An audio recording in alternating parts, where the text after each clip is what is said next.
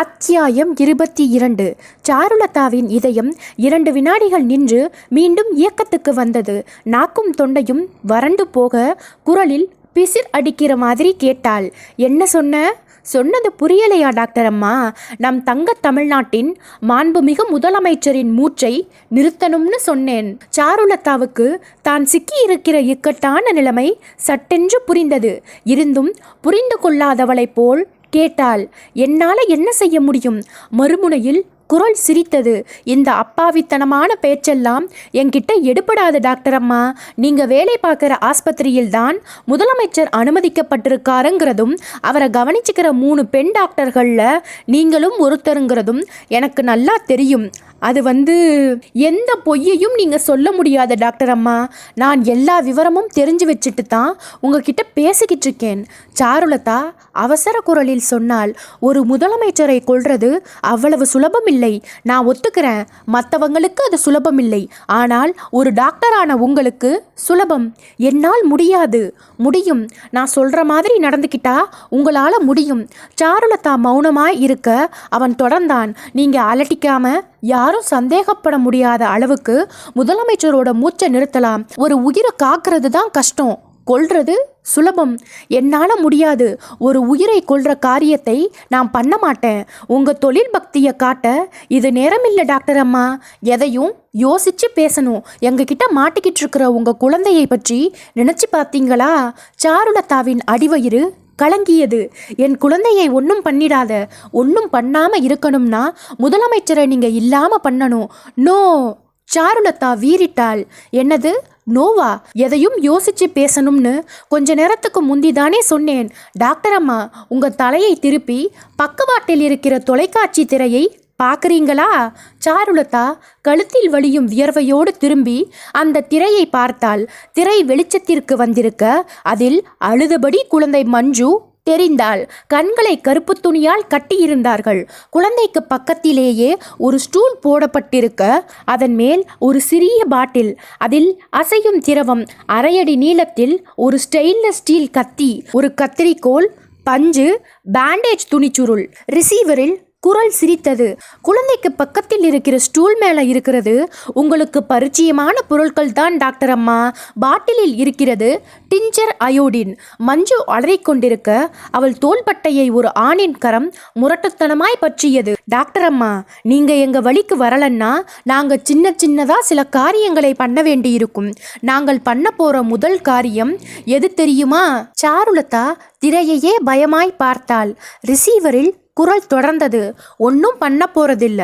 உங்கள் குழந்தையோட வலது கை கட்ட விரலை கத்தியால் நறுக்கி எடுத்துட்டு அந்த இடத்துல மருந்து தடவி பஞ்சை வச்சு சின்னதா பேண்டேஜ் போட போறோம். அவ்வளவுதான். குரல் நடுங்க சாருலதா வீறிட்டாள். உடல் தனிச்சையாய் நடுங்கியது. வேண்டாம்னா எப்படி டாக்டர் அம்மா? எங்களுக்கு நீங்கள் உதவாத பட்சத்தில் நாங்கள் உங்கள் குழந்தைக்கிட்ட இப்படி விளையாடிக்கிட்டு தான் இருப்போம். இன்னைக்கு கட்ட விரல், நாளை கழிச்சு மறுநாள் சுண்டு விரல். நோ! குழந்தைய ஒன்றும் பண்ணாத.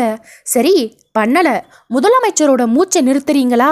தொலைக்காட்சி திரையில் மஞ்சு அலறிக்கொண்டிருந்தாள். சாருலதாவின் கண்களில் நீர் கோர்த்து கொண்டது. ரிசீவரில் குரல் தழுதழுக்க பேசினாள். நீ நினைக்கிற மாதிரி முதலமைச்சரை அவ்வளவு சுலபத்தில் கொலை பண்ண முடியாது. மரணம் எப்படி நிகழ்ந்ததுன்னு ஒரு டாக்டர் குழுவே பரிசோதிச்சு பார்ப்பாங்க.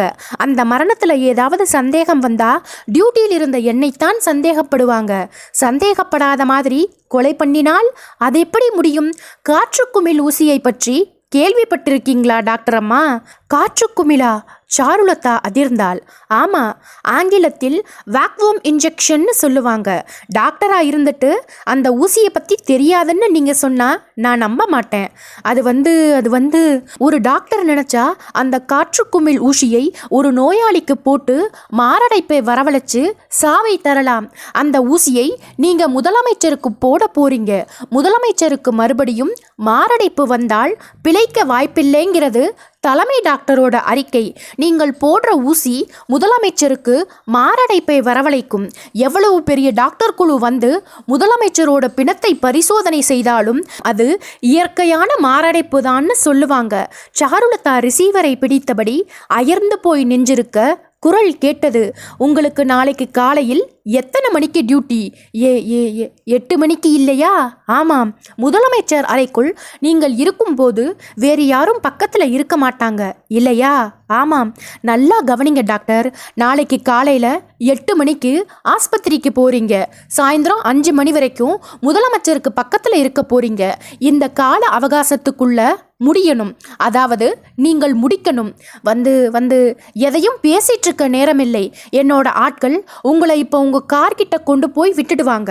நீங்கள் காரை எடுத்துக்கிட்டு வீட்டுக்கு போயிடணும். உங்கள் கணவர்கிட்ட மட்டும் விஷயத்தை சொல்லலாம். ஆனால் தப்பி தவறி கூட போலீஸுக்கு போயிடக்கூடாது. அப்படி போனால் உங்க குழந்தை 4-5 துண்டா ஏதாவது ஒரு கார்ப்பரேஷன் குப்பத்தொட்டியில் கிடப்பாள். இந்த குழந்தை போனா போகட்டும், இன்னொரு குழந்தையை பெத்துக்கலாம்னு நினைச்சா மட்டும் போலீஸுக்கு போங்க. ரிசீவர் வைக்கப்பட்டு விட்டது. எவனோ ஒருவன் உள்ளே நுழைந்து கண் சிமிட்டுகிற நேரத்திற்குள் அவள் கண்களை கட்டி வெளியே கூட்டிக் கொண்டு போனான். ஒரு காருக்குள் திணிக்கப்பட்டாள். பக்கத்துக்கு ஒருவராய் நெருங்கிக் கொண்டு உட்கார்ந்தார்கள். கதவு சாத்தப்பட்டு கார் புறப்பட்டது. இரவு 8 மணி. தனது அறைக்குள் நுழைந்த மகன் சாரதியை விஸ்கி சிரிப்போடு ஏறிட்டார் அமைச்சர் பார்த்திபராஜன். என்ன காரியம் முடிஞ்சுதா? முடிக்காம இருப்பேனா? டாக்டர் அம்மா என்ன சொன்னா? முதல்ல மாட்டேன்னு சொன்னா. குழந்தையை காட்டி மிரட்டினதும் அரண்டு போயிட்டா. சிஎம்ஐ முடிச்சிடுவாளா? முடிக்கிற அளவுக்குத்தான் பேசி அனுப்பியிருக்கேன். இன்டர்காம் டெலிஃபோன்ல தானே பேசின. ஆமா, நம்ம ஆட்கள்ல யாரையும் அவ பார்த்துடலையே. இல்ல, கண்ணை கட்டித்தான் கொண்டு வந்தோம். அதே மாதிரி விட்டுட்டும் வந்துட்டோம். ஆட்கள் யாரு, எந்த இடம், இந்த விவரமெல்லாம் அவளுக்கு தெரிய வாய்ப்பே இல்லை. ஃபோன்ல பேசும்போது குரலை மாற்றித்தானே பேசின. ஆமா, டாக்டர் அம்மாவை கண்காணிக்க என்ன ஏற்பாடு பண்ணியிருக்க? அவளோட கார் சீட்டுக்கு அடியில் லிட்டில் பக் மைக்ரோஃபோனை பொருத்த சொல்லிட்டேன். அவள் கார்ல உட்கார்ந்து யார் கூட பேசினாலும் நம்ம காதுக்கு வந்துடும். அதை தவிர அவளோட நடமாட்டங்களை கண்காணிக்கிறதுக்காக மணியை போட்டிருக்கேன். சொன்ன சாரதி தன் பையில் இருந்த வெள்ளி சிகரெட் கேஸை எடுத்து அதற்குள் பொருத்தியிருந்த மைக்ரோ ரிசீவரை எடுத்து காட்டினான். டாக்டர் அம்மா கார்ல யார் கூட பேசினாலும் இதுல கேட்கும். கடந்த 1 மணி நேரமா கார் வீட்டை விட்டு நகரல. டாக்டர் அம்மாவோட புருஷன் பேர் என்ன? சுரேந்திரன். பேங்க் ஆபீசர் இல்லையா? ஆமாம். சாரதி சொல்லிக் கொண்டிருக்கும் போதே சிகரெட்களில் பொருத்தி இருந்த மைக்ரோ ரிசீவர் பிக் பிக் என்றது. கிளிக். காரின் கதவு திறக்கப்படும் சத்தம். அப்பா, கார்ல புறப்படுறாங்க. சாரதி புன்னகைத்து சொன்னான். காரின் இக்னிஷியன் உரும்பியது. காரின் என்ஜின் இறைந்து முடிந்ததும் கார் நகர்ந்தது. கூடவே சாருலதாவின் குரல். சொன்னா கேளுங்க, போலீஸ் ஸ்டேஷன் எல்லாம் வேண்டாம். நம்ம குழந்தையை நாம உயிரோட பார்க்க வேண்டாமா? பேசாத, போலீஸ்ல சொல்றதுதான் உத்தமம். அவளுடைய கணவனின் குரல். அத்தியாயம் 23. காரில் பொருத்தப்பட்டிருந்த மைக்ரோ ரிசீவரில் சாருலதாவின் குரலும் அவளுடைய கணவன் சுரேந்திரனின் குரலும் தொடர்ந்து கேட்டுக்கொண்டிருக்க அமைச்சர் பார்த்திபராஜனும் சாரதியும் வெகு உன்னிப்பாய் செவிமடுத்தார்கள். சாருலதா கெஞ்சினாள். பின்னணியில் கார் ஓடும் சத்தம் என்று கேட்டது. வேண்டாங்க, ஒரு முதலமைச்சரையே கொல்ல நினைக்கிற அந்த கும்பலை நாம சாதாரணமா நினைச்சிட முடியாது. நாம போலீஸுக்கு விஷயத்தை கொண்டு போனா நிச்சயமா குழந்தையை இழந்துடுவோம். பைத்திய மாதிரி பேசாதே சாரு. நீ ஒரு டாக்டர், படிக்காத கிராமத்து பொண்ணு மாதிரி கண்ணை கசக்கிக்கிட்டு இருக்க. இது நேரமில்லை. விஷயத்தை போலீஸுக்கு கொண்டு போனால் அவங்க உடனடியா வேண்டிய நடவடிக்கைகளை எடுத்து குழந்தையை கண்டுபிடிக்க முயற்சி பண்ணுவாங்க. எனக்கு நம்பிக்கை இல்லைங்க. போலீஸ் முதலமைச்சரோட உயிருக்கு ஆபத்து வராம இருக்கிறதுக்காக பாதுகாப்பு ஏற்பாடுகளை பலப்படுத்துவாங்களே தவிர நம்ம குழந்தையை மீட்கிறதுக்கு எந்த ஏற்பாடையும் பண்ண மாட்டாங்க. போலீஸுக்கு விஷயத்தை சொல்லிட்டோங்கிற கோபத்துல அந்த வினாடியே நம்ம குழந்தையை கொன்னுடுவாங்க. கார் பிரேக் அடித்து நிற்கும் சத்தம் கேட்டது. இப்ப நீ என்ன சொல்ற சாரு? வேண்டாங்க, போலீஸுக்கு போக வேண்டாம். வேற என்னதான் பண்ணலாம்ங்கிற? வந்து சொல்லு. முதலமைச்சருக்கு காற்று குமிழி ஊசியை போட்டுட வேண்டியதுதான். சாரு, நீ என்ன சொல்ற? எனக்கு என் குழந்தை தாங்க முக்கியம். அந்த பாவிங்க நம்ம மஞ்சுவை என்ன பாடுபடுத்தினாங்கன்னு நேர்ல பார்த்த எனக்கு தாங்க தெரியும். சாரு, முதலமைச்சர் வயசான ஆள். 2வது தடவை மாரடைப்பு வந்தால் நிச்சயமா அவர் உயிரோடு இருக்க மாட்டார்.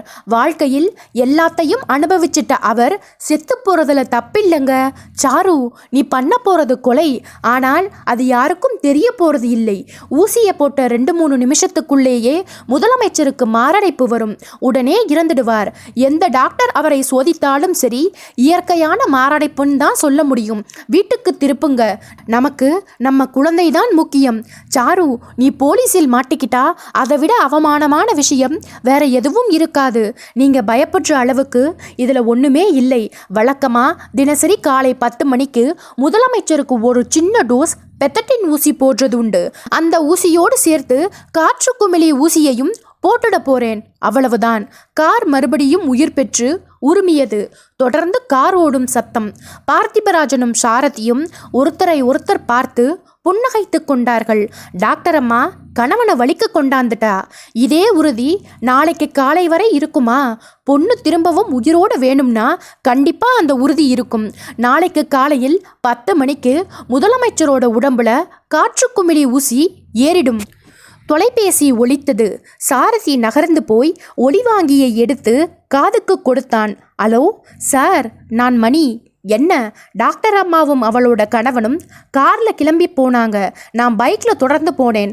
கார் கொஞ்ச தூரம் போனதும் மறுபடியும் வீட்டுக்கு திரும்பி வந்துட்டாங்க. எங்கே புறப்பட்டு போக நினைச்சாங்களோ தெரியல சார். நான் மைக்ரோ ரிசீவரில் எல்லாத்தையும் கேட்டுட்டேன். நீ அவங்க வீட்டை கவனமா கண்காணிச்சா போதும். சரி சார். ஒலிவாங்கியை கவிழ்த்தான் சாரதி. பார்த்திபராஜனிடம் நிமிர்ந்தான். நம்ம பசங்க ஒழுங்கா வேலை பார்க்குறாங்க அப்பா. காரியம் கச்சிதமா முடிஞ்சதும் பணத்தை கணிசமா கொடுத்துடுங்க. முதல்வர் பதவி கிடைக்கட்டும். எல்லாரையும் பண மழையில் குளிப்பாட்டி விட்டுடுறேன். மறுநாள் காலை 9 மணி. மருத்துவமனையில் கார்கள் நிறுத்தும் பகுதியில் தன் காரை நிறுத்திவிட்டு தளர்ந்து போன உடம்போடு இறங்கினாள் சாருலதா. சிறிது கூட தூங்காமல் ராத்திரியை கழித்ததில் கண்கள் இரண்டும் கலங்கி சிவந்து தெரிந்தன. மருத்துவமனைக்கு முன்பாய் கட்சி தொண்டர்களும் பொதுமக்களும் முதலமைச்சரின் உடல்நிலையை பற்றி அறிந்து கொள்ளும் ஆர்வத்தில் கூடியிருக்க போலீசார் அவர்களை விரட்டி கொண்டிருந்தார்கள். போங்க, கும்பல் போடாதீங்க. மவராசன் எப்படி இருக்கார் ஐயா? ஏய் கிழவி, நீ போக மாட்ட? ஐயா, அந்த டாக்டர் அம்மாவை கேட்டு சொல்லுங்க. சாருலதா உள்ளே நுழைந்தாள். ஆச்சரியம் மனசுக்குள் அலை மோதியது. ஒரு முதலமைச்சரின் மேல் மக்களுக்கு இவ்வளவு பிரியமா? சோறு தண்ணீர் இல்லாமல் நாள் முழுக்க ஆஸ்பத்திரி வாசல்லே விழுந்து கிடக்கிறாங்களே. அவர் இறந்துட்டார் என்கிற செய்தியை இவர்கள் எப்படி தாங்கிக் கொள்வார்கள்? Good morning doctor. வரவேற்பறையில் ஒரு நர்ஸ் எதிர்பட்டாள். குட் மார்னிங், உங்களுக்கு ஃபோன் வந்திருக்கு டாக்டர். மேசையை காட்டினாள். Hello doctor Charulatha? ஆமா, சொன்னதெல்லாம் ஞாபகம் இருக்கட்டும். உங்க குழந்தை மஞ்சுவுக்கு நேத்து ராத்திரி பூராவும் 104 டிகிரி காய்ச்சல். ஐயர் மந்திரம் சொல்கிற மாதிரி ராத்திரி பூராவும் அம்மா அம்மான்னு ஒரே புலம்பல் தான். ரிசீவரை வைத்து விட்டான். சாருலதாவுக்கு மஞ்சுவின் நினைப்பில் இதயம் கனத்து போயிற்று. ஒரு எந்திரம் மாதிரி தலைமை மருத்துவரின் அறையை நோக்கி நடந்தாள். குழந்தை மஞ்சுவை திரும்பவும் உயிரோடு பார்க்க முடியுமா? பெற்ற வயிற்றுக்குள் ஒரு அடுப்பை பற்ற வைத்த மாதிரியான அவஸ்தை. தலைமை மருத்துவரின் அறை வந்தது. சாத்தியிருந்த கதவை தட்டினாள். டொக் டொக். எஸ், உள்ளே வரலாம். நுழைந்தாள். தலைமை மருத்துவர் திரிவேதியும் விவேக்கும் எதிரெதிரே உட்கார்ந்து பேசிக்கொண்டிருந்தார்கள். Good morning. வாமா, உனக்காகத்தான் காத்துக்கிட்டு இருக்கோம். 2 நிமிஷம் நீ லேட். வழியில போக்குவரத்து நெரிசல். கணவரை வங்கியில விட்டுட்டு வந்தியா? இல்லை டாக்டர், இன்னைக்கு அவர் ஆட்டோவில் போய்க்கிறேன்னு சொன்னார். நான் காரை எடுத்துக்கிட்டு வந்துட்டேன்.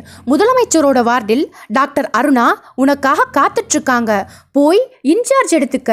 1/2 மணி நேரத்துக்குள்ள நான் அங்கே வரேன். Yes doctor. சொல்லிவிட்டு நகர முயன்றவளை நில்லுமா என்று சொல்லி நிறுத்தினார் தலைமை டாக்டர். சாருலதா நின்றாள். ஏமா ஒரு மாதிரி இருக்க? எப்படி இருக்கேன்? முகத்துல வாட்டம் தெரியுது. கண் கலங்கி சிவந்து கிடக்கு. ஏதாவது பிரச்சனையா? அப்படி ஒன்றுமில்லை டாக்டர். ராத்திரி சரியானபடி தூக்கமில்லை, அவ்வளவுதான். டாக்டர். விவேக் அவளை ஏறிட்டான். முதலமைச்சரின் உயிரை காப்பாற்றி தர வேண்டிய பெரிய பொறுப்பில் நாம எல்லாரும் இருக்கோம். ஒரு சின்ன தப்பு நடந்தாலும் முதலமைச்சரை நாம இழந்துடுவோம். எனக்கு அது நல்லாவே தெரியும் சார். முதலமைச்சரின் உடல்நிலை நேற்றைய இரவை காட்டிலும் இப்ப நல்லாவே இருக்கு. நாம எல்லோரும் தீவிரமான கண்காணிப்போடு இருந்தால் அவரை காப்பாற்றி வீட்டுக்கு அனுப்பிவிட முடியும். முடியும். சாருலதா தலையாட்டி விட்டு நடந்தாள். முதலமைச்சர் இருந்த வார்டுக்குள் நுழைந்தபோது நேரம் 9:05. டாக்டர் அருணா காத்திருந்தாள். Good morning, good morning. மருந்து பட்டியலை நீட்டினாள் டாக்டர் அருணா. சலைன் பாட்டிலை 11 மணிக்கு மாற்றினால் போதும். 10 மணிக்கு போட வேண்டிய ஊசியும் மருந்தும் குளிர்சாதன பெட்டியில் இருக்கு. நான் வரட்டுமா? அருணா நகர்ந்ததும் கட்டிலில் படுத்திருந்த முதலமைச்சரின் சலனமில்லாத முகத்தை பார்த்துவிட்டு தன் கோட்பாக்கெட்டுக்குள் கையை நுழைத்தாள். காற்றுக்குமிழி ஊசி தட்டுப்பட்டது. ஊசி போடப்படும் நேரமான அந்த 10 மணிக்காக காத்திருக்க தொடங்கினாள் சாருலதா. இதயம் வின் வின் என்ற துடிப்பில் இருந்தது. அத்தியாயம் 24. சரியாய் 9:30 மணிக்கு தலைமை மருத்துவர் திரிவேதி முதலமைச்சரின் தனிவார்டுக்கு வந்தார். அவரை பரிசோதித்து பார்த்துவிட்டு சாருலதாவிடம் நிமிர்ந்தார். சிஎம் உடம்பை ஏதாவது அசைச்சாரா? இல்ல டாக்டர், பெருவிரல் மட்டும் எப்பவாவது ஒரே தடவை லேசா அசையும். மற்றபடி சிஎம் கிட்ட எந்த அசைவும் இல்லை. தலைமை மருத்துவர் தாடையை தேய்த்தார். இந்த கோமா நிலை இன்னும் எத்தனை நாளைக்கு இருக்கும்னு தெரியலையே. மூளை பகுதியில் உறைஞ்சிருக்கிற ரத்தம் எந்த நிலைமையில இருக்குன்னு மறுபடியும் ஒரு ஸ்கேன் எடுத்து பார்த்துடுறது நல்லது. ஆமா டாக்டர். திரிவேதி அவளை வியப்பாய் பார்த்தார். என்னம்மா, இந்த ஏசி அறையில் உனக்கு இப்படி வேர்த்து விட்டு இருக்கு? என்னமோ தெரியல டாக்டர், 2 நாளா இப்படித்தான் உடம்பு பூராவும் கசகசன்னு வேர்க்குது. உடம்புக்கு ஏதாவது? அதெல்லாம் எதுவும் இல்லை. I am normal doctor. உன்னால முடியலன்னா சொல்லுமா, வேற யாரையாவது டியூட்டியில் போட்டுடலாம். வேண்டாம் டாக்டர், வேண்டியதில்லை. 2 நிமிஷத்தில் சரியாயிடும். இடுப்பு சேலை மடிப்பில் மறைத்து வைத்திருந்த கைக்குட்டையை எடுத்து முகத்தை ஒற்றி கொண்டாள் சாருலதா. 10 மணிக்கு சிஎம்முக்கு ஒரு ஊசி போடணும். ஞாபகம் இருக்கு டாக்டர். ட்ரிப்ஸ் மத்தியானம் வரைக்கும் வருமா? வரும் டாக்டர். நான் ரவுண்ட்ஸ் போயிட்டு 1 மணி நேரம் கழிச்சு மறுபடியும் வரேன். என்னோட அனுமதி இல்லாம உள்ள யாரையும் விட வேண்டாம். சரி டாக்டர். டாக்டர் அறை கதவை திறந்து கொண்டு வெளியே போனார். கதவு தானாய் சாத்திக்கொள்ள சாருலதா முதலமைச்சருக்கு பக்கத்தில் போய் நின்று ட்ரிப்ஸை சரி செய்தாள். அதே வினாடிகளில் அமைச்சர் பார்த்திபராஜன் மருத்துவமனை வாசலில் வந்து நின்ற காரிலிருந்து இறங்கி உள்ளே வந்தார். போலீஸ் உதவி கமிஷனர் பிரகாசம் எதிர்கொண்டு சல்யூட் செய்து பின் அவரோடு நடந்தார். அமைச்சர் கிசுகிசுப்பான குரலில் கேட்டார், டாக்டர் சாருலதா வந்துட்டாளா? சிஎம் வார்டில் இருக்கா. என்ன காரியத்தை முடிச்சிடுவாளா? வேற வழி இல்லையே. விவேக் எங்கே? அதோ அந்த அறையில். டாக்டர், அவர் சிஎம் வார்டுக்கு போயிருக்கார். சரி, நான் டாக்டரோட அறையில் இருக்கேன். விவேக்கை கூப்பிட்டு வாங்க, நான் அவன் கூட பேசணும். சரி சார். பிரகாஷம் நகர்ந்து போக பார்த்திபராஜன் அமர்த்தலாய் நடந்து போய் டாக்டரின் அறைக்குள் நுழைந்து நாற்காலிக்கு சாய்ந்தார். ஒரு 5 நிமிட காத்திருப்பில் விவேக் வந்தான். சல்யூட் செய்துவிட்டு நின்றான். வாங்க மிஸ்டர் விவேக், உட்காருங்கள். உட்கார்ந்தான். முதலமைச்சருக்கு செய்யப்பட்டிருக்கிற பாதுகாப்பு ஏற்பாடுகளை பற்றி கொஞ்சம் சொல்றீங்களா? முதலமைச்சரோட வார்டுக்கு அந்நியர் யாரும் போக முடியாதபடிக்கு பாதுகாப்பு ஏற்பாடுகள் சிறப்பாக செய்யப்பட்டிருக்கு. ஆஸ்பத்திரியை சுற்றிலும் ரகசிய போலீஸை போட்டிருக்கோம். உள்ளே ஒவ்வொரு வார்டிலும் ஆயுதம் தாங்கிய போலீஸ் எச்சரிக்கையான நிலையில் நிறுத்தப்பட்டிருக்காங்க. நல்லது. புது நோயாளிகள் யாராக இருந்தாலும் சரி, அவர்கள் இந்த ஆஸ்பத்திரியில் அனுமதிக்கப்படுறதில்லை. நல்ல ஏற்பாடு. அதேபோல் இங்கே அட்மிட் ஆகியிருக்கிற பழைய நோயாளிகள் ஒவ்வொருவருக்கும் அடையாள அட்டைகளை கொடுத்திருக்கோம். இதுவும் நல்ல ஏற்பாடுதான். அப்புறம் இந்த ஆஸ்பத்திரியை சுற்றியுள்ள உயரமான கட்டிடங்களில் போலீஸ் ஆட்களை நிறுத்தி டெலஸ்கோப் மூலமா வாகன நடமாட்டத்தை கவனிச்சிட்டு வரும். பார்த்திபராஜன் போலியாக மகிழ்ச்சியை காட்டினார். அருமையான ஏற்பாடு. விவேக் தொடர்ந்தான். நகரின் நட்சத்திர ஓட்டல்களில் அறையெடுத்து தங்கியிருக்கிற, அறைகளை ரிசர்வ் செய்திருக்கிற நபர்களை பற்றிய பட்டியல் ஒன்றை தயார் பண்ணிக்கிட்டு இருக்கோம். குட் குட் மிஸ்டர் விவேக், உங்களுடைய திறமையை பற்றி கேள்விப்பட்டிருக்கேன். ஆனால் அதை இப்போ கண்கூட பார்த்துட்டு இருக்கேன். நீங்க எங்களுக்கு பக்கபலமா இருக்கும்போது முதலமைச்சருக்கு எந்த ஆபத்தும் வந்துடாதுங்கிற தைரியம் இப்ப என் மனசுல ஊறி இருக்கு. நீங்க கவலையே பட வேண்டாம். நான் போட்டிருக்கிற பாதுகாப்பு வியூகத்தை தாண்டி யாரும் முதலமைச்சரை நெருங்க முடியாது. அட பைத்தியக்காரா!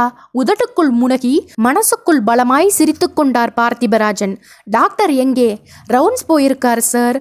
10 மணிக்குள்ள வந்துடுவார். நான் வெயிட் பண்றேன். நீங்க உங்கள் பாதுகாப்பு ஏற்பாடுகளை கவனிங்க விவேக். சரி சார். விவேக் சல்யூட் அடித்து வெளியேறினான். நேரம் சரியாய் 10 மணி. டாக்டர் சாருலதா முதலமைச்சருக்கு போட வேண்டிய ஊசி மருந்தை குளிர்சாதன பெட்டியிலிருந்து எடுத்து சிரிஞ்சில் ஏற்றி சலனமற்று கிடந்த முதலமைச்சரின் தோளை பற்றி போட்டாள். அந்த ஊசியை போட்டு முடித்த கையோடு தன் கோட் பாக்கெட்டில் பத்திரப்படுத்தி வைத்திருந்த காற்றுக்குமிழ் ஊசியை எடுத்தாள். அதே தோலை பற்றி கொண்டு சொருகினாள். ஊசியை போட்டு முடித்து அதை கோட் பாக்கெட்டுக்குள் பத்திரப்படுத்தி கொண்ட வினாடி கதவு திறக்கப்படும் சத்தம் கேட்டது. பதைபதைப்போடு திரும்பினாள். தலைமை மருத்துவர் திரிவேதி. சாருலதா, டாக்டர், சிஎம்ஐ ஸ்கேனிங் செக்ஷனுக்கு கொண்டு போக ஏற்பாடு பண்ணியிருக்கேன். மேற்கொண்டு என்ன சிகிச்சை தரணுங்கிறத ஸ்கேன் பண்ணி பார்த்த பின்னாடி தான் முடிவு செய்ய முடியும். டாக்டர், 10 மணிக்கு போட வேண்டிய ஊசியை போட்டுட்டியா? இப்போத்தான் போட்டேன். ட்ரிப்ஸ் இவ்வளவு வேகம் வேண்டாம். சொல்லிக்கொண்டே முதலமைச்சருக்கு பக்கத்தில் வந்து அவர் கையை பிடித்து நாடி பார்த்தார்.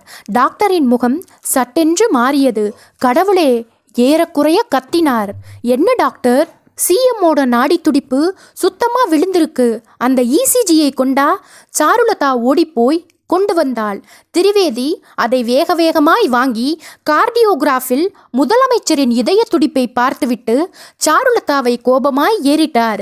நீ இங்கே என்னம்மா பண்ணிக்கிட்டு இருக்க? சிஎம் இறந்துட்டார். டாக்டர், மாரடைப்பு திடீர்னு ஏற்பட்டிருக்கு சொன்னவர் அறையின் மூலையில் இருந்த அவசர டெலிஃபோனை நெருங்கி ஒளிவாங்கியை எடுத்து ஒரு பொத்தானை அழுத்தினார்.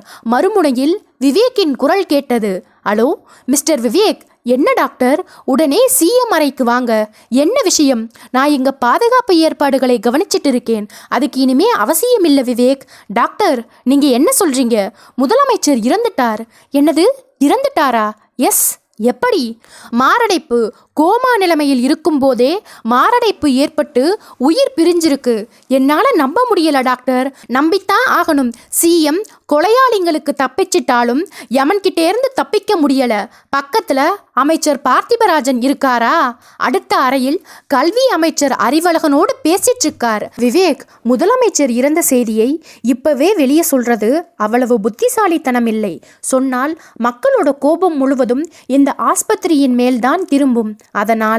அதனால முதலமைச்சர் இறந்த செய்தியை இன்னைக்கு ராத்திரி 12 மணிக்கு மேல் வெளியிடலாம். உடலை முதலமைச்சரின் வீட்டுக்கு கொண்டு போன பிறகு செய்தியை வெளியே சொல்லலாம். டாக்டர், அது மறைச்சு வைக்கக்கூடிய செய்தியா? ராத்திரி 12 மணி வரைக்கும் மறைச்சு வச்சுத்தான் ஆகணும். அந்த 2 அமைச்சர்களையும் கூட்டிக்கிட்டு இங்கே வாங்க. பேசி ஒரு முடிவுக்கு வரலாம். விவேக் ரிசீவரை வைத்துவிட்டு தளர்வான நடையோடு அடுத்த அறைக்குள் நுழைந்தான். ஏதோ அரசியல் விவகாரம் பேசிக்கொண்டிருந்த அமைச்சர் பார்த்திபராஜனும் அறிவழகனும் நிமிர்ந்தார்கள். அத்தியாயம் 25.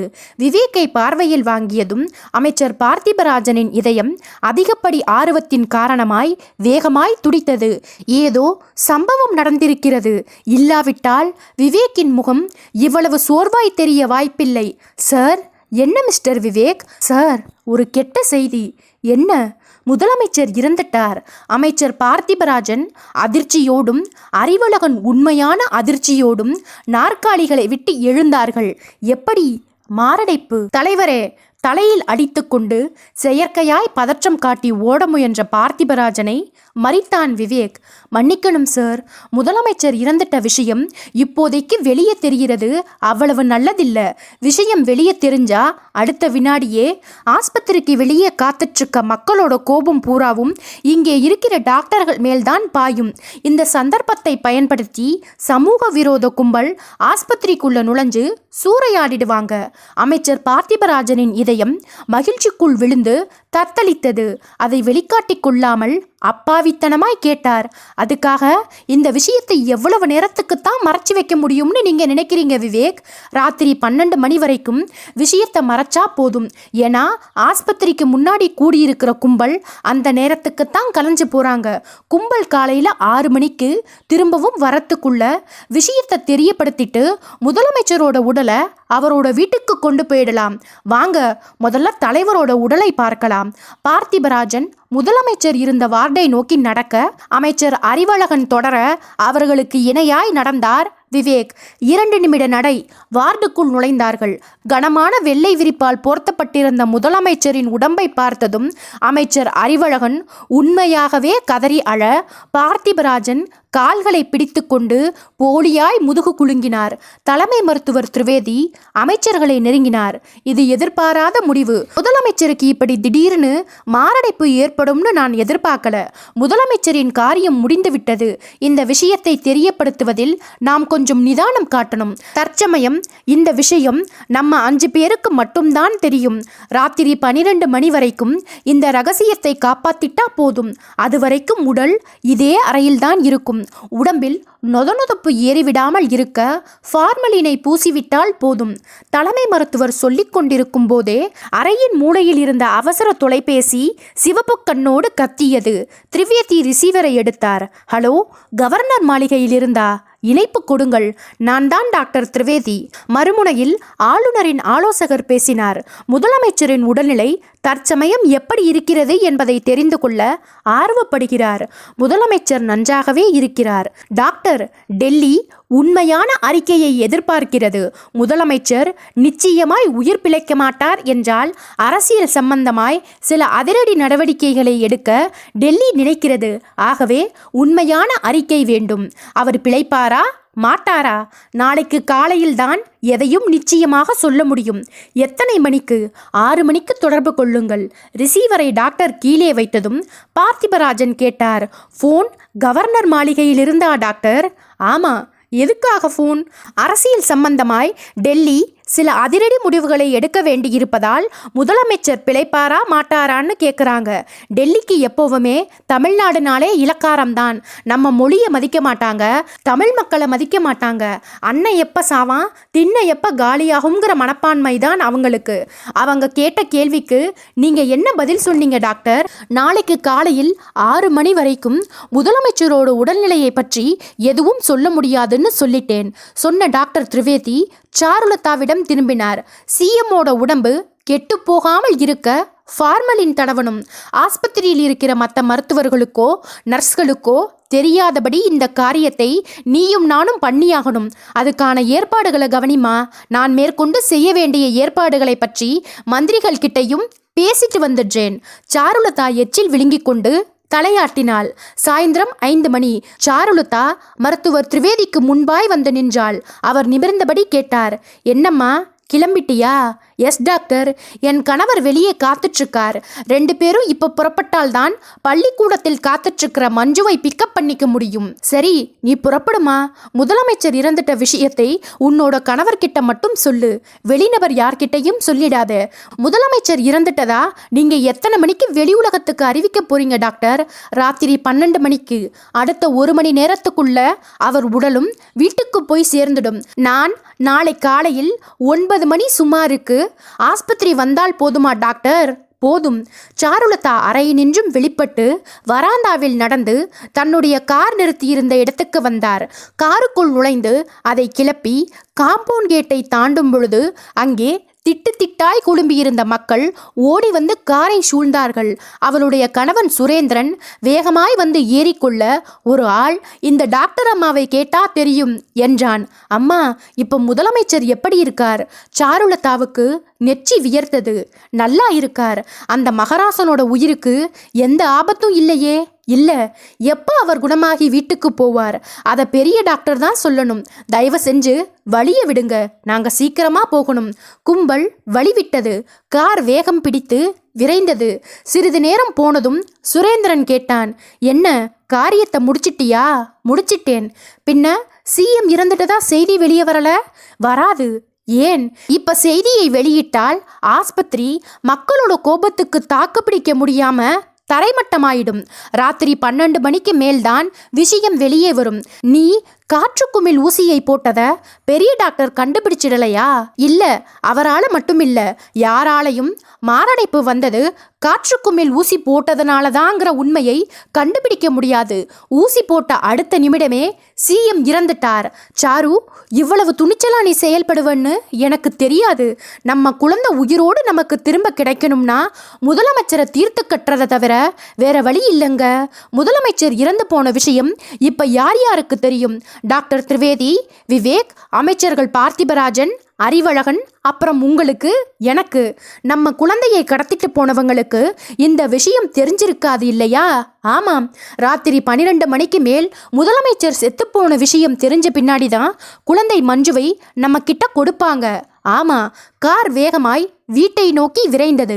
அதே வினாடிகளில் கைரோ ரிசீவர் மூலமாய் டாக்டர் சாருலதாவும் அவளுடைய கணவன் சுரேந்திரனும் பேசியதை தன் அறையில் உட்கார்ந்து கேட்டுக்கொண்டிருந்த சாரதி அரை சிரிப்போடு நிமிர்ந்து எதிரே நின்றிருந்த அடியாளை ஏறிட்டான்.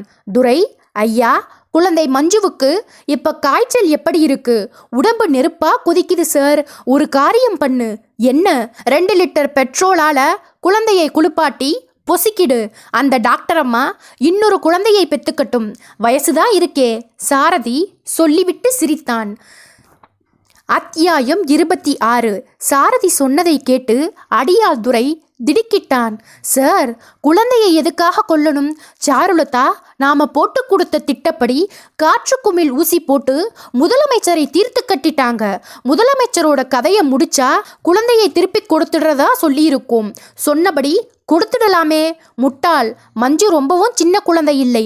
நம்ம ஆட்களை அடையாளம் பார்த்திருக்கா. டாக்டரை நம்பலாம், குழந்தையை நம்ப முடியுமா? தீர்த்து கட்டிடு. அப்பாவும் இதையே தான் சொன்னார். ஐயா, என்ன? குழந்தை திரும்ப கிடைக்காத கோபத்துல டாக்டர் அம்மா போலீஸுக்கு போயிட்டாங்கன்னா? டாக்டர் அம்மா போலீஸுக்கு போக முடியாது. அப்படி போனால் காற்றுக்குமிழ் ஊசி போட்டு முதலமைச்சரை கொலை பண்ணின விஷயத்தையும் சொல்ல வேண்டியிருக்கும். திருடனுக்கு தேள் கொட்டினா அவன் கத்தவா முடியும்? அப்ப குழந்தை ஏதாவது ஒதுக்குப்புறமான இடத்துக்கு கொண்டு போய் பெட்ரோல் ஊற்றி எரிச்சு சாம்பலாக்கிடு. சரிங்க. அவன் தலையாட்டி கொண்டிருக்கும் போதே தொலைபேசி ஒலித்தது. சாரதி ஒலிவாங்கியை எடுத்து காதுக்கு கொடுத்தான். மறுமுனையில் மணி பேசினான். சார், நான் டாக்டர் அம்மா வீட்டு தெருமுனையிலிருந்து தான் பேசிக்கிட்டு இருக்கேன். டெலிஃபோனுக்கு பக்கத்தில் யாரும் இல்லையே. இல்லை சார். சரி, பேசு. ஆஸ்பத்திரியிலிருந்து டாக்டர் அம்மாவும் அவரோட வீட்டுக்காரரும் காரில் புறப்பட்டாங்க. அவங்க காரை பின்தொடர்ந்தேன். வீட்டுக்கு வந்து சேர்ந்துட்டாங்க. மேற்கொண்டு என்ன சார் பண்ணுறது? மணி, சார், இனிமே நீ அவங்களை பின்தொடர வேண்டாம். நம்ம இடத்துக்கு போயிடு. துரையும் அங்கே வந்துடுவான். துரைக்கிட்ட ஒரு காரியம் சொல்லியிருக்கேன். நீயும் அவனுமா சேர்ந்து அந்த காரியத்தை முடிச்சிட்டு வீட்டுக்கு போயிடுங்க. மற்றதை நாளைக்கு பேசிக்கலாம். சரி சார். சாரதி ஒலிவாங்கியை அதனிடத்தில் அமர்த்தி எதிரில் நின்றிருந்த துரையை பார்த்தான். மணியும் கொஞ்ச நேரத்துல நம்ம இடத்துல இருப்பான். நீயும் அவனுமா சேர்ந்து குழந்தை மஞ்சுவுக்கு தகனம் பண்ணிடுங்க. சார், ராத்திரி 8 மணிக்கு மேல குழந்தை மஞ்சுவை முட்டுக்காடு ஏரியாவுக்கு கொண்டு போய் சாம்பலாக்கிடுறோம். சொல்லிட்டு இருக்காத, போய் செய். தொலைக்காட்சி பெட்டியின் சின்ன திரையில் சோபனா ரவி செய்தி வாசித்துக் கொண்டிருந்தார். டெல்லி சம்பந்தப்பட்ட செய்திகளை வாசித்துக் கொண்டிருந்த போது எதிரே உட்கார்ந்து பார்த்து கொண்டிருந்த அமைச்சர் பார்த்திபராஜன் தனக்கு பக்கத்தில் நின்றிருந்த விவேக்கை ஏறிட்டார். இடம் மருத்துவமனையில் டாக்டரின் அறை. மிஸ்டர் விவேக், சார், முதலமைச்சரின் உடல்நிலையில் சிறிது முன்னேற்றம் தெரிகிறது என்று தானே டிவிக்கு செய்தி கொடுத்திருக்கீங்க?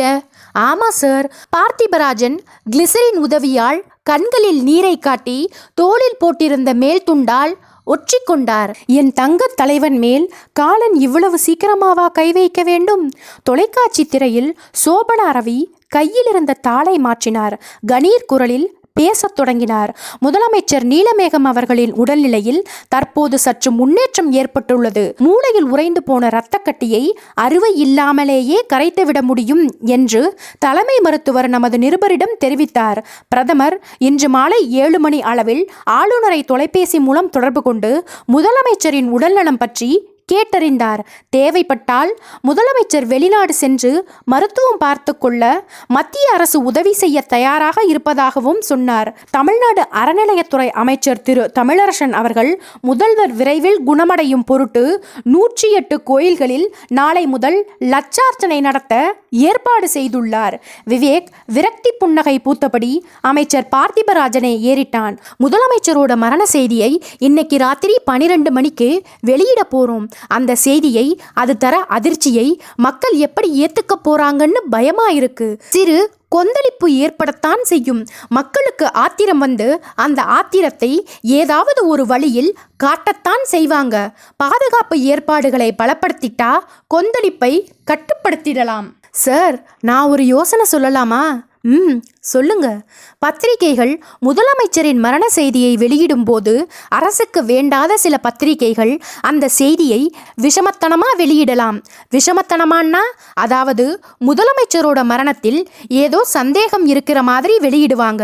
முதலமைச்சர் ஏற்கனவே சுதந்திர தினத்தன்னைக்கு நடந்த கொலை முயற்சியிலிருந்து தப்பிச்சவர், இது இயற்கையான மரணம்தான்னு பத்திரிகைக்காரங்களை முதல்ல நம்ப வைக்கணும்.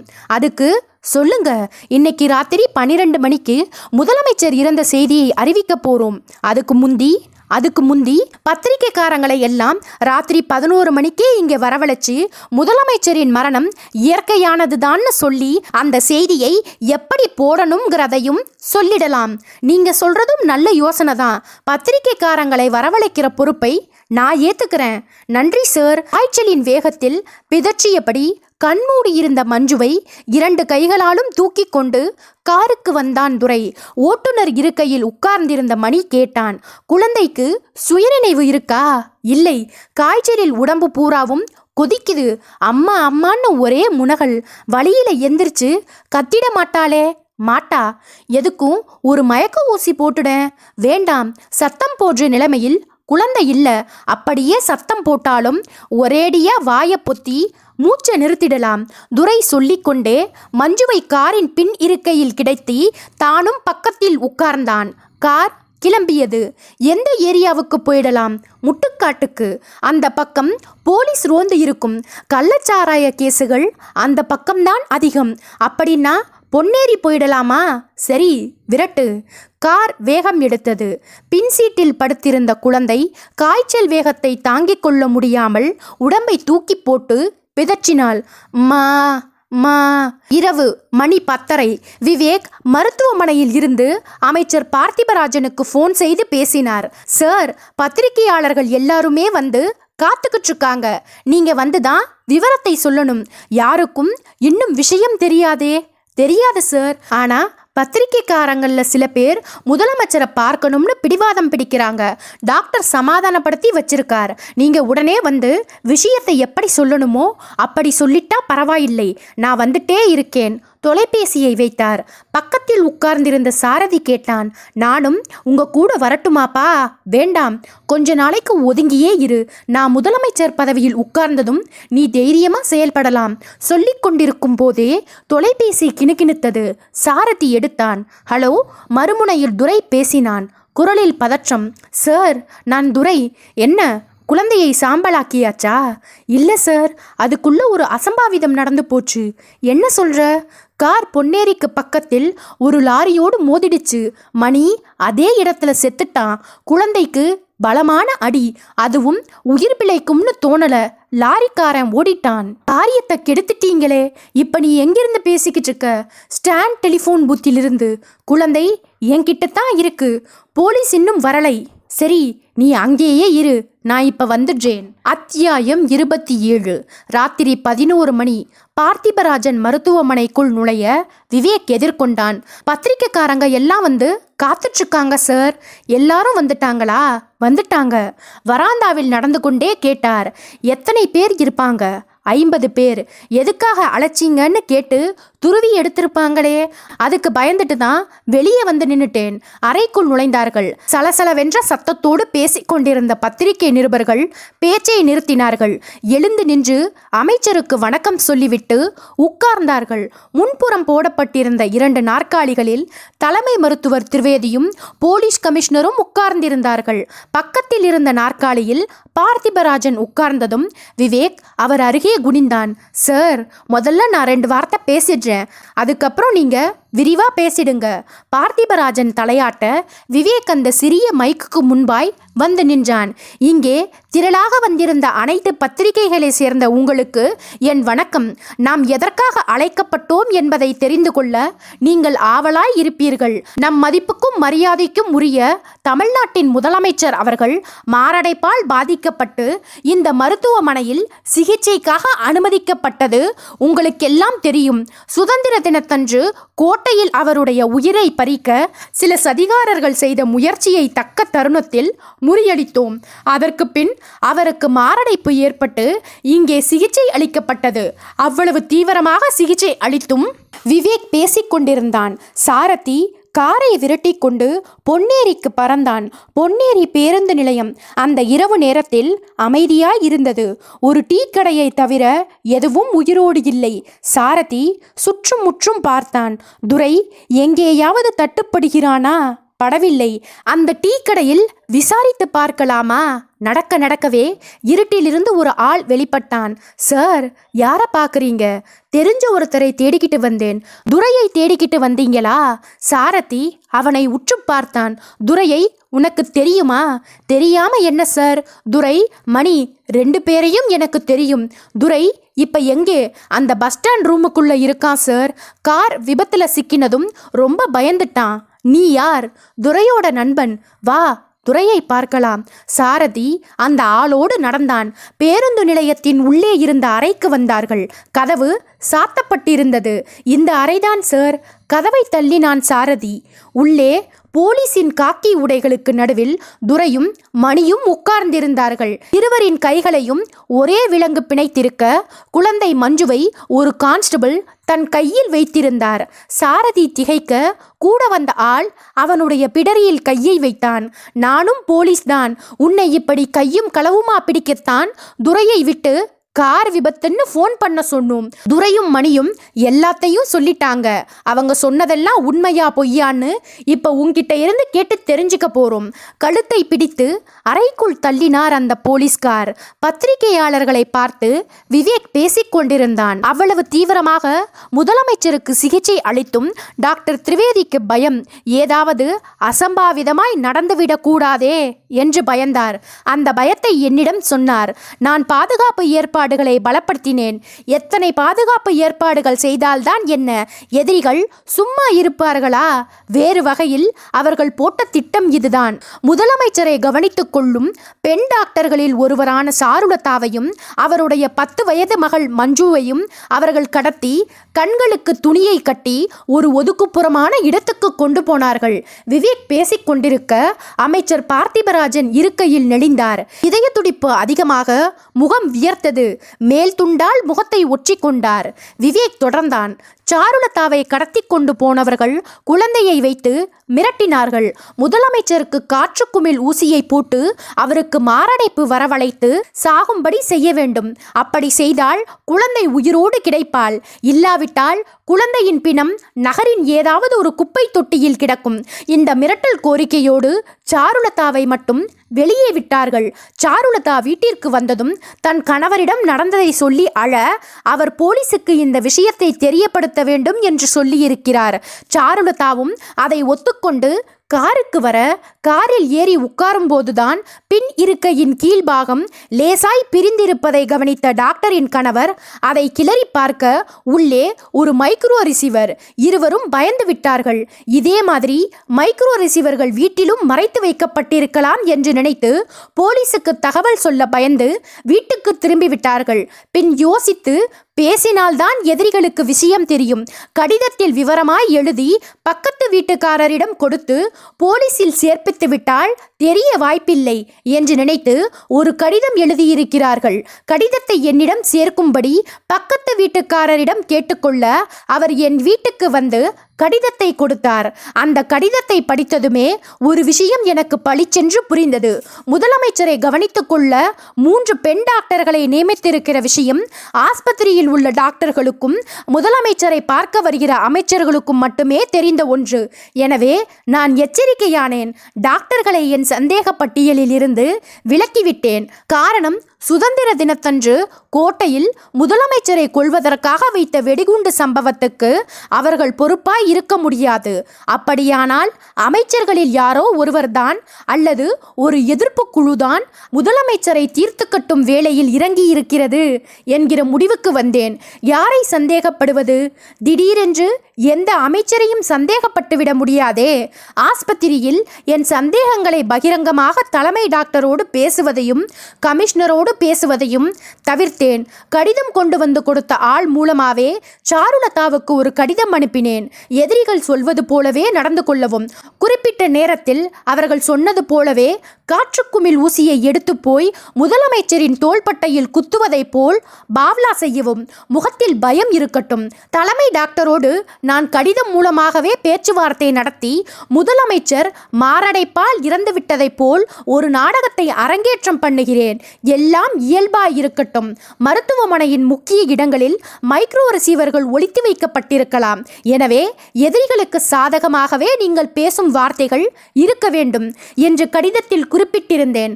பார்த்திபராஜன் முகம் வெளுத்து உறைந்து போய் உட்கார்ந்திருக்க தலைமை மருத்துவர் திரிவேதி எழுந்து பேசினார். முதலமைச்சரை தீர்த்து கட்டுவதற்காக முயற்சி செய்யும் அந்த அமைச்சர் யார் என்பதை கண்டுபிடிக்க நானும் விவேக்கும் மௌனமாய் சொல்லிக் கொடுத்தது போலவே சாருலதா காற்றுக்குமிழ் ஊசியை போடுவது போல் பாவ்லா செய்ததும் நான் 2 நிமிடம் கழித்து அறைக்குள் நுழைந்து முதலமைச்சர் இறந்துவிட்டதாக விவேக்குக்கு தெரிவித்தேன். முதலமைச்சர் சுவாசம் விடுவது தெரிந்துவிடக்கூடாது என்பதற்காக அவருடைய மார்பில் ஒரு பஞ்சு ரோலை வைத்து கட்டி மயக்கத்துக்கு உட்படுத்தி, விஷயம் இப்போது வெளியே தெரிந்தால் மக்கள் ஆஸ்பத்திரியை தாக்குவார்கள் என்கிற எண்ணத்தை அமைச்சருக்கு உண்டாக்கி மரண செய்தியை ராத்திரி 12 மணி வரைக்கும் ஒத்தி போட்டோம். விவேக் இப்போது தொடர்ந்தான். அந்த சமயத்திலும் கூட எந்த அமைச்சர் இதில் சம்பந்தப்பட்டிருக்கிறார் என்று தெரியவில்லை. டாக்டர் சாருலதாவும் அவருடைய கணவரும் சாயந்திரம் ஆஸ்பத்திரியிலிருந்து காரில் வீடு திரும்பும்போது அவருடைய காரை எதிரிகள் யாராவது பின்தொடர்ந்து செல்லக்கூடும் என்று நினைத்து இன்ஸ்பெக்டர் கோகுல்நாத்தை கண்காணிக்க சொன்னேன். கோகுல்நாத் கண்காணித்தார். டாக்டர் சாருலதாவின் காரை பைக்கில் ஒருவன் பின்தொடர்வதை கவனித்து அவனை தன் பார்வைக்குள் இருக்கும்படி பார்த்து கொண்டார். பலன் கிடைத்தது. ராத்திரி 9 மணி அளவில் அவனும் இன்னொருவனும் ஒரு குழந்தையோடு காரில் ஏறி பொன்னேரிக்கு போக கோகுல்நாத் பொன்னேரி போலீசாரின் உதவியோடு அவர்களை மடக்கினார். இருவரையும் பஸ் நிலைய அறைக்குள் வைத்து செமையாய் கவனிக்க உண்மை வெளியே வரத் தொடங்கியது. பத்திரிகையாளர்கள் எழுந்து நின்று குரல் எழுப்பினார்கள். யார் அந்த அமைச்சர்? விவேக் பார்த்திபராஜனை பார்த்தார். என்ன சார், நீங்களே எந்திரிச்சு நின்று ஒத்துக்கிறீங்களா, இல்ல உங்க பேரை சத்தமா சொல்லட்டுமா? பார்த்திபராஜன் எழுந்து நின்று கத்தினார். நானா? இது போய் எதிர்க்கட்சிகள் பண்ணிய சூழ்ச்சி. விவேக் சிரித்து அறை கதவு பக்கம் பார்த்து குரல் கொடுத்தான். கோகுல்நாத், அந்த மந்திரி குமாரனை கொண்டு வாங்க. கையில் விலங்கு பூட்டப்பட்ட கோலத்தோடு சாரதியை தள்ளி கொண்டு உள்ளே வந்தார் கோகுல்நாத். பார்த்திபராஜன் பொடி பொடியாய் உதிர்ந்தார். விவேக் சாரதியை இழுத்து பத்திரிகையாளர்களுக்கு முன்பாய் நிறுத்தினான். நீயும் உங்க அப்பாவும் பண்ணினதை ஒன்னும் விடாம சொல்லணும். எதையாவது மறைச்ச போலீஸ் பெல்ட் ஞாபகப்படுத்தும். சாரதி சொல்லத் தொடங்கினான். எல்லாவற்றையுமே. கல்யாணராமனை கொலை செய்தது, இன்ஸ்பெக்டர் கண்ணனை எரித்தது, நர்ஸ் தங்கத்தை தீர்த்து கட்டியது, கோட்டையில் வெடிகுண்டு வைத்தது, டாக்டர் சாருலதாவை கடத்தியது. பத்திரிகைக்காரர்கள் பரபரவென்று எழுதி கொண்டார்கள். ஏறக்குறைய அரை மணி நேரம். வாக்குமூலம் முடிந்ததும் சாரதியும் பார்த்திபராஜனும் போலீஸ் வேனில் ஏற்றப்பட்டு வேன் கிளம்பி போனதும் பத்திரிகையாளர்கள் விவேக்கை ஏறிட்டார்கள். சார், நாங்கள் முதலமைச்சரை பார்க்கணும். அதோ அவரே உங்களை எல்லாம் பார்க்கறதுக்காக வந்துகிட்டு இருக்கார். திரும்பி பார்த்தார்கள் அனைவரும். மருத்துவர் சாருலதா சக்கர நாற்காலியை தள்ளி கொண்டு வர அதில் உட்கார்ந்திருந்த முதலமைச்சர் நீலமேகம் கைகளை உயர்த்தி கும்பிட்டு கொண்டே வந்தார். பத்திரிகையாளர்கள் கைகளை தட்டி ஆரவாரம் செய்தார்கள். அவரை சூழ்ந்தார்கள். விவேக் விலகி நின்று நிம்மதி பெருமூச்சு விட போலீஸ் கமிஷனர் அவன் கையை பற்றி குலுக்கினார். மிஸ்டர் விவேக், இந்த ஆண்டின் உயர்ந்த அரசாங்க விருது உங்களுக்கு கிடைக்கும். என் வாழ்த்துக்கள். விவேக் புன்னகைத்தான்.